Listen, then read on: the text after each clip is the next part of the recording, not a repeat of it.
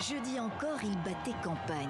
Dernier jour avant le grand jour, le vote populaire ce dimanche. Des Chiliens mobilisés pour changer la constitution datant de la dictature.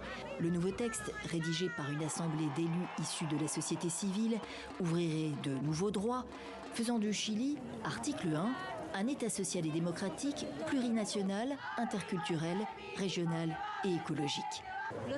C'est pour les droits de la nature, les droits des enfants, ceux des peuples indigènes, des femmes, et pour que le pays soit plus respectueux des droits humains de l'ensemble de la population.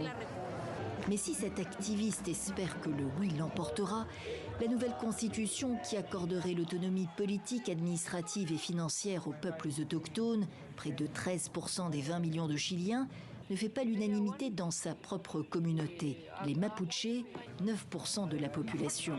Lors d'un rassemblement spirituel et politique des chefs, les Loncos, en juin dernier, le chef des Mapuches de Temucuicui rappelait son opposition.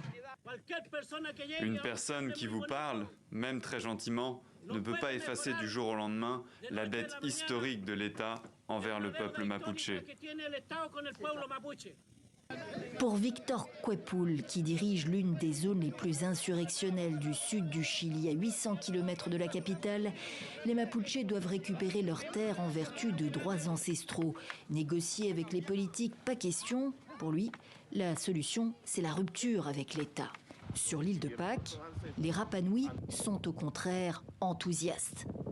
Il y a beaucoup d'opinions, mais pour nous, les Rapa Nui, c'est l'opportunité du siècle d'être reconnus constitutionnellement.